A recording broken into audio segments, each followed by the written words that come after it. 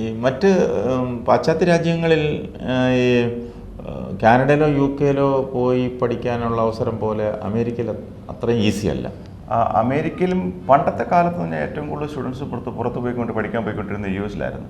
അതിനുശേഷം ഈ ഒരു ചുരുങ്ങിയ കാലയളവിലാണ് പെട്ടെന്നൊരു ബൂം ഉണ്ടായത് യു കെയിലും കാനഡയിലും ഇങ്ങനെ സ്റ്റുഡൻസ്. അത് കാരണം അവിടുത്തെ റൂൾസുകൾ ഒത്തിരി റിലാക്സ്ഡ് ആണ് യു എസിലെ വെച്ച് നോക്കുകയാണെന്നുണ്ടെങ്കിൽ.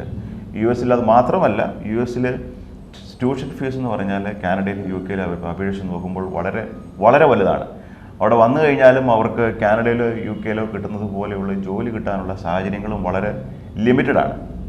അതേപോലെ സ്ട്രിക്റ്റ് ആണ് അവിടുത്തെ ഓരോ സ്കൂളുകളിൽ വന്നാൽ ഇത്ര മണിക്കൂർ മാത്രമേ അവർക്ക് ജോലി ചെയ്യാൻ പറ്റത്തുള്ളൂ. അങ്ങനെ പല രീതിയിലുള്ള ബുദ്ധിമുട്ട് നമ്മളത് കമ്പയർ ചെയ്യുമ്പോൾ നമുക്ക് ജോലി കിട്ടാനുള്ള സാധ്യതകളും ട്യൂഷൻ്റെ ഫീസിൻ്റെ ആ ഒരു വലിപ്പവും വെച്ച് നോക്കുമ്പോൾ ഇപ്പോൾ എളുപ്പം കാനഡയും യു കെ ആണ്. പക്ഷെ compare to U S A. അതുകൊണ്ടാണ് കാനഡയും യു കെയും ഇപ്പം സാധ്യതകൾ അടഞ്ഞു വരും. ഇപ്പം അതുകൊണ്ടാണ് യു എസിലെ കൂടുതൽ പിള്ളേർ അങ്ങനെ വരാത്തത്. എന്നാൽ തന്നെ വരുന്നുണ്ട്, പക്ഷെ അത് ഹൈലി റിച്ച് ആയിട്ടുള്ള കൂടുതലും വരുന്നത്. ഏറ്റവും ലേറ്റസ്റ്റ് കേൾക്കുന്നത് കാനഡയിൽ താമസിക്കാൻ സ്ഥലമില്ല. അതും ഒരു ലിമിറ്റ്. അതുകൊണ്ടാണ് അവിടുത്തെ നിയമങ്ങൾ ഇപ്പോൾ അവർ ശക്തമാക്കാൻ തുടങ്ങുന്നത്. യു കെയിലാണെങ്കിൽ ജോലിയില്ല. ആ ഒരു സിറ്റുവേഷനിൽ ആയിക്കഴിഞ്ഞു.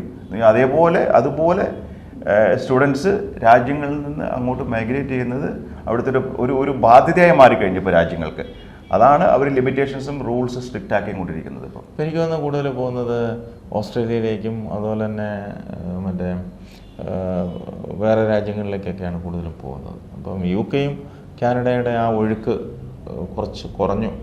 ഇപ്പം ഈ നേരത്തെ പറഞ്ഞതുപോലെ തന്നെ പലർക്കും ജോലി കിട്ടാത്ത ഒരു അവസ്ഥ വന്നു കഴിഞ്ഞു. പഠിച്ച് ഇറങ്ങി പഠിച്ചു കഴിഞ്ഞാൽ തന്നെയും അവർ പഠിച്ച ഫീൽഡിലുള്ള ജോലി കിട്ടാൻ വളരെ ബുദ്ധിമുട്ടുകൾ കാണപ്പെടുന്നതുകൊണ്ടാണ് ഇപ്പോൾ ആ ഒരു വാർത്ത ഇപ്പോൾ കേരളത്തിലും പ്രചരിച്ചു. അതുകൊണ്ടാണ് ഇപ്പോൾ യു കെയിലും കാനഡയിലും സ്റ്റുഡൻസ് പോകുന്നതിൻ്റെ ആ ഒരു ഒഴുക്ക് അല്പം കുറവ് വന്നു. അത് ഇവിടുത്തെ ട്രാവലിംഗ് മുമ്പ് പറഞ്ഞ പോലെ ഈ ട്രാവൽ ഏജൻസികൾ ഇത് പഠിക്കാൻ വിടുന്നതായാലും പിന്നെ അതുപോലെ ജോലിക്കായാലും വിടുന്ന ഏജൻറ്റുമാരുണ്ട്. ഈ ഏജൻറ്റുമാർ ഇതിനിടയ്ക്ക് നിന്ന് ഒരുപാട് തെറ്റിദ്ധരിപ്പിച്ച ആളുകളെ വിടാനായിട്ട് അവർക്കൊരാളിനെ കിട്ടിയാൽ ഇത്ര പൈസ അവർക്ക് കിട്ടും, അത് അവരെ കയറ്റി വിട്ട് കഴിഞ്ഞാൽ തീർന്നു. അതെ, അവരെ സംബന്ധിച്ച് അത്രയേ ഉള്ളൂ. ഒരാളെ കയറ്റി വിടുക, അവരിൽ നിന്ന് കിട്ടുന്ന കമ്മീഷൻ കളക്ട് ചെയ്യുക എന്നുള്ളതല്ലാതെ അവർക്ക് അവിടെ പോയിട്ട് എന്ത് സംഭവിക്കുന്നു എന്നുള്ളത് അവരെക്കുറിച്ചുള്ള വറിയല്ല. അത് മനസ്സിലായില്ലേ? അവർ പോകുന്നവരുടെ ഉത്തരവാദിത്തമാണ്. നമ്മളത് പോയി കഴിഞ്ഞാൽ നമുക്കത് പ്രോപ്പറായിട്ട് നമുക്കത് ഹാൻഡിൽ ചെയ്യാൻ പറ്റുന്ന ഫീൽഡിലാണ് നമ്മൾ പഠിക്കാൻ പോകുന്നത്. അത് കഴിഞ്ഞാൽ നമുക്കൊരു ജോലി കിട്ടുമോ എന്നുള്ള കാര്യങ്ങൾ നമ്മൾ തന്നെ സ്റ്റഡി ചെയ്ത് അതിൻ്റെ തീരുമാനം എടുക്കണം. നമുക്കൊരിക്കലും ട്രാവൽ ഏജൻസി നമുക്കതിന് കുറ്റം പറയാൻ പറ്റത്തില്ല. അവർ മോഹന വാഗ്ദാനങ്ങളെ കൊടുക്കും. പക്ഷെ നമ്മൾ എന്നൊരു വ്യക്തി എന്ന നിലയിൽ നമ്മളത് സ്റ്റഡി ചെയ്ത് അത് പ്രോപ്പറാണോ, ഞാനവിടെ പോയി കഴിഞ്ഞാൽ അത് എനിക്കൊരു ജോലി കിട്ടുമോ അല്ലെങ്കിൽ നല്ലൊരു ഭാവി ഉണ്ടാകുമോ എന്നുള്ളത് ചിന്തിക്കേണ്ടതും അത് പഠിക്കേണ്ടതും നമ്മൾ തന്നെയാണ്. അതുപോലെ നിങ്ങളുടെ ഫൊക്കാന ഇനിയിപ്പം നിങ്ങളുടെ കാലാവധി കഴിയുകയാണ്, ജൂലൈ വരെ ഉള്ളൂ. അപ്പോൾ ഈ ഇപ്പം തുടങ്ങി വച്ചിരിക്കുന്ന പ്രവർത്തനങ്ങൾ തുടർന്ന് വരുന്ന കമ്മിറ്റി അത് നടത്തിക്കൊണ്ട് പോകും. ഇപ്പോൾ എനിക്ക് തോന്നുന്നു ഇവിടെ നിങ്ങൾ ഒരുപാട് പ്രോജക്റ്റുകളൊക്കെ നിങ്ങൾ അനൗൺസ് ചെയ്തിട്ടുണ്ടായിരുന്നു. അത് എത്രത്തോളം അത് പ്രാബല്യത്തിൽ വന്നു എന്ന് അറിയില്ല. പക്ഷേ എങ്കിലും തുടർന്ന് വരുന്ന കമ്മിറ്റികൾ അത് ഏറ്റെടുത്ത് നടത്താൻ സാധ്യത ഉണ്ടോ? എപ്പോഴും ഫൊക്കാനയുടെ ടേം എന്ന് പറഞ്ഞാൽ 2 years ആണ്. കമ്മിറ്റിയുടെ ടേം 2 years ആണ്. ആ 2 years വരുന്ന പ്രസിഡന്റും അതിൻ്റെ എക്സിക്യൂട്ടീവ് കമ്മിറ്റിയും എടുക്കുന്ന തീരുമാനങ്ങളാണ് പലപ്പോഴും ആ 2 വർഷക്കാലങ്ങളിൽ നടപ്പാക്കുന്നത്. ആ ഒരു തീരുമാനങ്ങൾ അടുത്ത വരുന്ന പ്രസിഡന്റ് നടപ്പാക്കണമെന്നില്ല. അവർക്ക് അവരുടേതായ വിഷനുണ്ട്. മനസ്സിലായി? അവരെന്താണ് ചെയ്യേണ്ടതെന്നുള്ള അവരൊരു അജണ്ടയുമായിട്ടായിരിക്കാണ് മുമ്പോട്ട് വരുന്നത്, അടുത്ത ഇലക്ഷൻ വരുന്നത്. അന്നേരം അവർക്ക് അതൊരു ബെനിഫിഷ്യൽ ഇല്ലെന്നുണ്ടെങ്കിൽ അതൊരു ആൾക്കാർക്ക് ബെനിഫിഷ്യലായിട്ട് തോന്നിക്കഴിഞ്ഞാൽ ഇറ്റ്സ് ഓൾ ഡിപ്പെൻഡ്സ് അപ്പോൺ ആരാണ് പ്രസിഡന്റ്. ആ പ്രസിഡന്റ് അത് തുടരണമെന്ന് ആഗ്രഹിക്കുന്നുണ്ടെങ്കിൽ പലപ്പോഴും അത് തുടരാറുണ്ട്. എക്സാമ്പിൾ നമ്മൾ പറഞ്ഞ ഫാഷിഖ് ഡോളർ എന്ന് പറഞ്ഞ വർഷങ്ങളായി. ഫൊക്കാനയുടെ ഒരു കേരള യൂണിവേഴ്സിറ്റിയിലെ ഏതെങ്കിലും കോളേജിലെ ഏതെങ്കിലും കുട്ടികൾക്ക് മലയാള ഭാഷയിൽ പ്രബന്ധം അവതരിപ്പിക്കുന്നവർക്ക് അവർക്ക് അവാർഡ് കൊടുക്കാമെന്ന് പറഞ്ഞുകൊണ്ട് ഫാഷിഖ് ഡോളർ എന്ന് പറഞ്ഞൊരു അവാർഡ് എവറി 2 years ഫൊക്കാന കൊടുക്കുന്നുണ്ട്. അത് വർഷങ്ങളായിട്ട് നടക്കുന്നതാണ്. അത് ഇപ്പോഴും കണ്ടിന്യൂ ചെയ്യുന്നു. ഒരു പ്രസിഡന്റ് വന്നാൽ അത് മാറ്റത്തിൽ അത് കണ്ടിന്യൂ ചെയ്യുന്നു. അങ്ങനെയുള്ള പ്രോജക്റ്റുകൾ ഉണ്ടെന്നുണ്ടെങ്കിൽ തീർച്ചയായിട്ടും അടുത്ത പ്രസിഡന്റ് വന്നാൽ അത് കണ്ടിന്യൂ ചെയ്യും. ഇല്ലെന്നുണ്ടെങ്കിൽ അവരുടേതായ ഒരു വിഷനുമായിട്ടായിരിക്കും പ്രസിഡന്റ് ആവുന്നത്. അന്നേരം ആ ഒരു പ്രോജക്റ്റിലായിരിക്കും ഒരു കൂടുതലും കോൺസെൻട്രേറ്റ് ചെയ്യുന്നത്. പക്ഷേ അന്നേരം ഒരു കമ്മിറ്റി വന്നാൽ അവർ അനൗൺസ് ചെയ്യുന്ന പ്രോജക്റ്റുകൾ അവർ തന്നെ തീർത്തിട്ട് പോകുന്ന ഒരു മോസ്റ്റ് പ്രോബബ്ലി അവരുടെ അനൗൺസ് ചെയ്തിരിക്കുന്ന പ്രോജക്റ്റുകളെല്ലാം അവർ തന്നെ കംപ്ലീറ്റ് തീർത്ത് പുറത്തിറങ്ങാൻ വേണ്ടി അവർ ട്രൈ ചെയ്യും. കഴിഞ്ഞ നിങ്ങളുടെ കേരള കൺവെൻഷനിൽ ഇവിടെ ഹയാത്തിലൂടെ വെച്ച് തിരുവനന്തപുരത്ത് വഴിപാട് വെച്ചത്, അതെ, അവിടെ വെച്ച് നടന്ന മീറ്റിങ്ങിൽ ഞാൻ വന്നിട്ടുണ്ടായിരുന്നു. നിങ്ങൾ ഒരുപാട് പ്രഖ്യാപനങ്ങളൊക്കെ നടത്തി, നല്ല കാര്യം.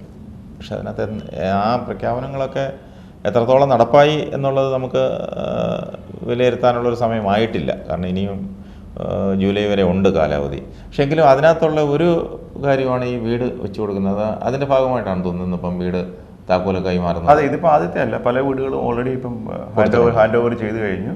അതിൻ്റെ ഒരു വീട് ഇന്ന് ഹാൻഡ് ഓവർ ചെയ്യുന്നതേ ഉള്ളൂ. ഇനിയും വീടുകൾ വരാനുണ്ട്. ഇനി വരുന്ന മാസങ്ങളിൽ പല വീടുകളും പൂർത്തീകരിച്ച് അതിൻ്റെ ഗുണഭോക്താക്കൾക്ക് കൈമാറുന്നതായിരിക്കും. പക്ഷെ നിങ്ങൾ ഈ പ്രവാസി സംഘടനകൾ ഇവിടെയൊക്കെ നമ്മൾ കാണുന്നത് ചില കടലാസ് സംഘടനകളെ പോലെ വർക്ക് ചെയ്യുന്ന ചില സംഘടനകളുണ്ട്. അതൊക്കെ വെറും അവരൊരു കമ്മിറ്റി കൂടി ഒരു പത്രത്തിലൊരു വാർത്ത കൊടുത്തു, ഇന്നാരൊക്കെ പ്രസംഗിച്ചു, അത് കാണിച്ചു, ഒരു പത്രത്തിലൊരു ഫോട്ടോയും വാർത്തയൊക്കെ വന്നു കഴിഞ്ഞാൽ സിന്നപ്പ് അവരുടെ പരിപാടി അവിടെ കഴിഞ്ഞു.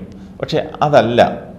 പക്ഷേ ഇവിടെ ഈ വാർത്തകൾ വരുന്നതിനനുസരിച്ചുള്ള, വാർത്തകളിൽ പറയുന്നതനുസരിച്ചുള്ള ചാരിറ്റി പ്രവർത്തനങ്ങൾ ഇവിടെ നടത്തുന്ന തുച്ഛമായ സംഘടനകളേ ഉള്ളൂ. പക്ഷെ അങ്ങനെയല്ല വേണ്ടത്. നിങ്ങളെപ്പോലുള്ള ഫൊക്കാനെ പോലുള്ള സംഘടനകളെ ഇവിടെ വലിയ പ്രതീക്ഷയോടാണ് സർക്കാരും അത് തന്നെ അതുപോലെ ജനങ്ങളും കാണുന്നത്. അപ്പോൾ നിങ്ങളൊക്കെ ഒരു പ്രോജക്റ്റ് അനൗൺസ് ചെയ്താൽ ആ പ്രോജക്റ്റ് 99% നടപ്പാക്കാൻ നിങ്ങൾക്ക് അതിനുള്ള കേപ്പബിലിറ്റി ഉണ്ട്, നിങ്ങൾക്ക് അതിനുള്ള സംവിധാനങ്ങളുണ്ട് എന്നുള്ള ചിന്തയാണ് ഞങ്ങളെപ്പോലുള്ളവർക്ക് പോലും ഇവിടെ നിങ്ങളെക്കുറിച്ച് അങ്ങനെയാണ് വിലയിരുത്തിയിട്ടുള്ളത്. അപ്പോൾ അത് തീർച്ചയായും കഴിഞ്ഞ 40 വർഷമായിട്ട് അമേരിക്കയിലും കാനഡയിലുമുള്ള പ്രവാസികളുടെ അംബ്രല്ല സംഘടനയായിട്ട് വർക്ക് ചെയ്യുന്ന ഫൊക്കാന തീർച്ചയായിട്ടും കഴിഞ്ഞ 40 വർഷങ്ങളിൽ പല നിരവധി നല്ല പ്രവർത്തനങ്ങൾ കാഴ്ചവെച്ചിട്ടുണ്ട്. അവർ പറഞ്ഞിട്ടുള്ള പല കാര്യങ്ങളും അവർക്ക് പലതല്ല, ഓൾമോസ്റ്റ് എല്ലാ കാര്യങ്ങളും അവർക്ക് കംപ്ലീറ്റ് ചെയ്യാനും സാധിച്ചിട്ടുണ്ട്. എന്നാൽ ചില സാങ്കേതിക കാരണങ്ങളാൽ ചില പ്രോജക്റ്റുകൾ ചിലപ്പോൾ കംപ്ലീറ്റ് ആയില്ലെന്നിരിക്കും.